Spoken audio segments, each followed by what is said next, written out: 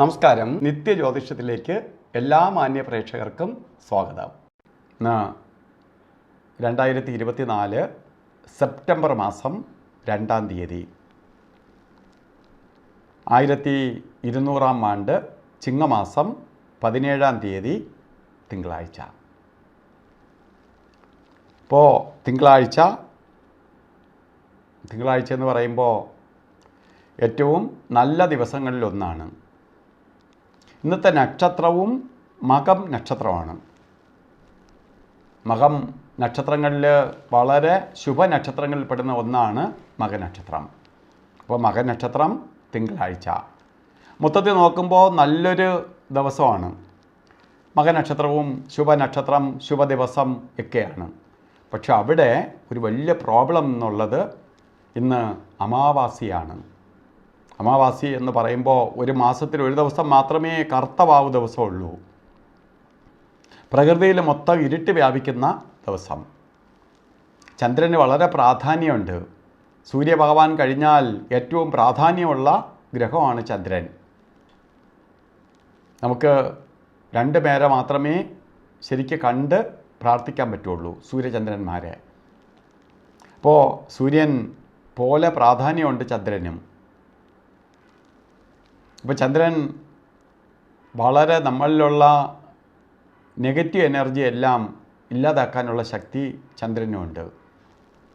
അന്ന് ചന്ദ്രൻ അമാവാസി ദിവസം എന്ന് പറഞ്ഞാൽ ചന്ദ്രൻ ഇല്ല, ഇരുട്ട് പൂർണ്ണമായിട്ട് ഇരുട്ടതാക്കുന്ന ദിവസമാണ്. അതുകൊണ്ട് പൊതുവെ പറയുകയാണെങ്കിൽ ഈ ദിവസം ശുഭകാര്യങ്ങൾ ചെയ്യാതിരിക്കുന്നതാണ് നല്ലത്. കാരണം ഇരുട്ട് വ്യാപിക്കുന്ന ദിവസമാണ്.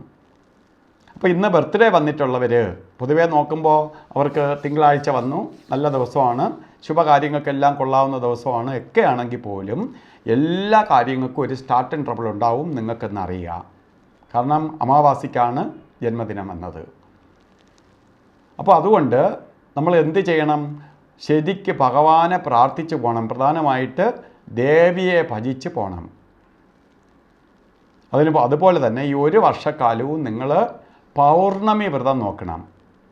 അമാവാസിയുടെ ദോഷത്തിൽ നിന്ന് അതിജീവിക്കാൻ വേണ്ടി പൗർണമി വ്രതം നോക്കണം. പൗർണമി ദിവസം വ്രതാനുഷ്ഠാനത്തോടു കൂടിയിരിക്കണം. ഇത് ചെയ്തു പോകുമ്പോൾ ഈ ദോഷത്തിൽ നിന്ന് നമുക്ക് അതിജീവിച്ച് പോകാൻ സാധിക്കും, പുരോഗതിയിലേക്ക് പോകാൻ സാധിക്കും. ഇപ്പോൾ ദേവീ ക്ഷേത്ര ദർശനം ചെയ്യണം, പൗർണമി വ്രതം നോക്കണം. ചെയ്തു പോകുമ്പോൾ ഈ അമാവാസിയുടെ ഇരുട്ട് നമുക്ക് ബാധിക്കാതെ നമുക്ക് പ്രകാശം തന്നുകൊണ്ടിരിക്കും. അത് നിങ്ങൾ ചെയ്തു പോകണം. ഇന്ന് തിങ്കളാഴ്ചയാണ്. ഓരോ കാര്യത്തിന് ഇറങ്ങുമ്പോഴും രാവുകാലം നോക്കി വേണം പോകാൻ. രാവുകാലം രാവിലെയാണ്.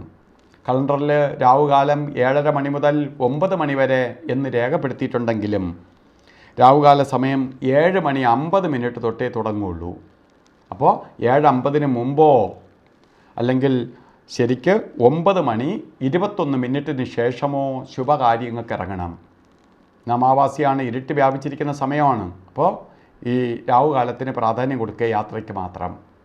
അതുപോലെ യമകണ്ഠകാലവും ഗുളികകാലവുമായിട്ട് ഏറ്റവും ഇന്ന് കൊള്ളാത്ത സമയമുണ്ട് 3 മണിക്കൂർ നേരം. അല്ല, ഗുളികകാല സമയം വരുന്നത് 1:55 തൊട്ട് 3:27 വരെയും യമകണ്ഠകാല സമയം വരുന്നത് 10:53 തൊട്ട് 12:24 വരെയും. ഈ സമയം ഒരു ശുഭകാര്യങ്ങൾക്കും തുനിയരുത്. അതുപോലെ ഇന്ന് അമാവാസിയാണ്. എല്ലാം ഉണ്ടെങ്കിൽ പോലും ചില കാര്യങ്ങൾ ചെയ്തേ തീരുള്ളൂ എന്ന അവസ്ഥ ഉണ്ടെങ്കിൽ നിങ്ങൾ എന്ത് ചെയ്യണം? ഇന്ന് അഭിജിത്ത് മുഹൂർത്തം ആശ്രയിക്കുക. അഭിജിത്ത് മുഹൂർത്തം എല്ലാ ദിവസവും ഉണ്ട്, 1:48 നേരം. അപ്പോൾ ഇന്ന് അഭിജിത്ത് മുഹൂർത്തം പറഞ്ഞത് 12 മണി മുതൽ 12:48 വരെ 48 നേരമുണ്ട്. ഈ സമയം കുറേ നെഗറ്റീവ്സിനെയൊക്കെ മാറ്റി പ്രകാശം അരുളുന്ന സമയമാണ്. അപ്പോൾ നമ്മൾ ചെയ്യുന്നത് പോസിറ്റീവായിട്ട് വരും. ചില നിവർത്തിയില്ലെങ്കിൽ ഇന്നത്തെ ദിവസം ഈ സമയമെടുത്ത് ഓരോ കാര്യങ്ങൾ ചെയ്യണം. അതുപോലെ ഇന്ന് ഓരോ കാര്യത്തിന് ഇറങ്ങുമ്പോഴും വസ്ത്രധാരണത്തിന് പ്രാധാന്യം കൊടുക്കണം. വെള്ള വസ്ത്രമോ അല്ലെങ്കിൽ പേളിൻ്റെ കളറിലുള്ള വസ്ത്രമോ നിങ്ങൾ വസ്ത്രധാരണത്തിൽ ഉൾപ്പെടുത്തണം. അപ്പോൾ അല്ലെങ്കിൽ വെളുത്ത പൊട്ട് ഭസ്മം നെറ്റി തൊടുക, അല്ലെങ്കിൽ വെളുത്ത പൊട്ട് ധരിക്കുക, അല്ലെങ്കിൽ ഒരു കർച്ചീപ്പായിട്ടെങ്കിലും ഒരു വെളുത്ത തുണി കയ്യിൽ കരുതുക. ഇത് നമ്മളിലേക്കുള്ള നെഗറ്റീവ്സിനെ മാറ്റി ചന്ദ്രൻ്റെ പോസിറ്റീവ് എനർജിയെ പ്രദാനം ചെയ്ത് തരാൻ സഹായിക്കും. അപ്പോൾ ഇന്നത്തെ ദിവസം എല്ലാവർക്കും സന്തോഷപ്രദമായി തീരട്ടെ, എല്ലാ ദോഷങ്ങളെയും മാറ്റി ഐശ്വര്യപ്രദമായി തീരട്ടെ എന്ന് സർവേശ്വരനോട് പ്രാർത്ഥിച്ചുകൊണ്ട് നിർത്തുന്നു. നന്ദി, നമസ്കാരം.